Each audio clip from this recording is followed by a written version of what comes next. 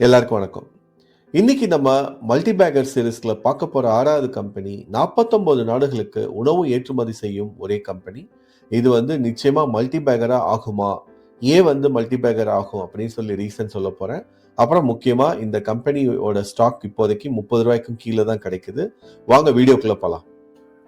இந்த கம்பெனி பாத்தீங்கன்னா 2008ல தொடங்கப்பட்டது. முக்கியமா ஃபுட் அப்புறம் அக்ரோ பேஸ்ட் ப்ராடக்ட்ஸ் எக்ஸ்போர்ட் பண்றதுக்காக தான் தொடங்கப்பட்டது. இவங்களுடைய ஏற்றுமதி செய்யும் பொருட்கள் பார்த்தீங்கன்னா ரைஸ் மட்டும் இல்லாமல் மற்ற நிறைய விஷயங்கள் அடங்கியிருக்கு. Frozen boneless buffalo meat, sea food, fruits, vegetables, pet food, அப்புறம் லெதர், இதெல்லாம் தான் அவங்க போர்ட்ஃபோலியோவில் முக்கியமான அம்சமாக இருக்கு.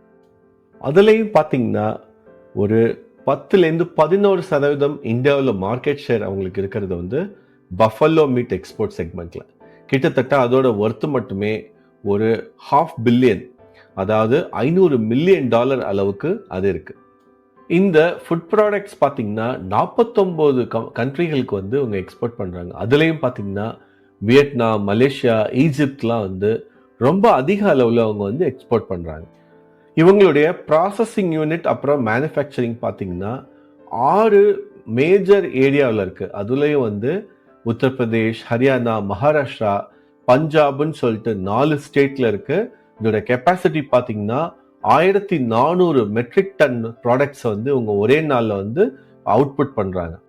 அடிஷ்னல் ஃபெசிலிட்டின்னு பார்த்தா ரைஸ் மட்டுமே 120 மெட்ரிக் டன், அப்புறம் ஃபிஷ் ப்ராசஸிங் பிளான்ட் பார்த்தீங்கன்னா ஒரு 150 மெட்ரிக் டன் ஒரே நாளில் பண்ணுற அளவுக்கு இவங்ககிட்ட கெப்பாசிட்டி இருக்கு. ஸோ இவங்களோட டைவர்சிஃபிகேஷன், ப்ராடக்ட் டைவர்சிஃபிகேஷன் ரொம்ப முக்கியம். ஸோ ஒரு இதில் ஏதாவது பிரச்சனைனாலும் மற்ற ப்ராடக்ட்ஸ்னால இவங்களோட பிஸ்னஸ் ஸ்திரத்தன்மையோட இருக்கும். ஃபார் எக்ஸாம்பிள், இப்போ ரீசெண்டாக அரிசி யூஎஸ்க்கு எக்ஸ்போர்ட் பண்ணுறதுல நிறைய பிரச்சனையாச்சு. இன்ஃபேக்ட் எல்டி ஃபுட்ஸ்லாம் மிகப்பெரிய பின்னடைவு அடைஞ்சது அப்போ அந்த சமயத்தில். ஸோ இந்த மாதிரி பிரச்சனைகள் வரும்போது இவங்க அதை ஈஸியாக மற்ற நாடுகளுக்கும் பண்ண முடியும். அதே நேரத்தில் அது ஒரு போர்ஷன் ஆஃப் த போர்ட்ஃபோலியோங்கிறதால பெருசாக பாதிப்பு இருக்காது. இந்த கம்பெனியோட இன்டர்நேஷனல் ப்ரெசன்ஸ் அப்புறம் முக்கியமாக மார்க்கெட் ஆக்சஸ் எனக்கு அதிக ஆர்வத்தை தூண்டுற விஷயம் அவங்களோட ஜாயின்ட் வெஞ்சர். பிகேபிஎஸ் அப்புறம் மலேசியன் கவர்மெண்ட் இவங்களோட இவங்களுக்கு இருக்க ஜாயின்ட் வெஞ்சர்னால இந்த மலேசியா மட்டும் இல்லாமல் கிழக்கு ஆசிய நாடுகளுக்கு இவங்க சப்ளை பண்றது ரொம்பவே ஸ்ட்ராங்கா இருக்கு. இந்த கம்பெனியோட ஒரு சில பாப்புலர் பிராண்டை நான் சொன்னா நிச்சயமா இந்த கம்பெனியோட பெயரை நீங்க ஈஸியா கண்டுபிடிக்க முடியும். பிளாக் கோல்ட், காமில், darling pets, fresh gold, green gold, இதெல்லாம் தான் அவங்களோட மேஜர் பிராண்ட்ஸ். பீக்ல இருந்த இதோட பிரைஸ் ஒரு மார்ஜின் ப்ராப்ளம், அப்புறம் raw material cost, global competition சொல்லி இந்த மாதிரி ரீசன்னால கொஞ்சம் தொய்வு ஏற்பட்டது. இப்போதைக்கு இவங்க புதுசா நிறைய நாடுகளுக்கு எக்ஸ்போர்ட் பண்ண ஆரம்பிச்சிருக்காங்க. குறிப்பிட்டு சொல்லணும்னா பிரேசில், ஆஸ்திரேலியா, இங்கெல்லாம் ஒரு சில பிரைசஸ் நல்ல எக்ஸ்போர்ட் ஆயிருக்கு. ஸோ இந்தியன் பிளேயர்ஸ்க்கு ஒரு பிரைசிங் பவரும் கிடைக்குது. ஸோ இதெல்லாம் பாசிட்டிவா இருக்கிறதால இந்த கம்பெனியோட ஸ்திரத்தன்மை, ரெவென்யூ, ப்ராஃபிட் இதெல்லாம் ரொம்ப அதிகமாகும் அப்படிங்கிறது என்னுடைய நம்பிக்கை. இந்த கம்பெனியோட மார்க்கெட் கேப் இப்போதைக்கு பார்த்தீங்கன்னா வெறும் 1520 கோடி தான். கரண்ட் ப்ரைஸ் 30க்கும் கீழே, ஆனால் பி ரேஷியோ 20க்கும் கீழே.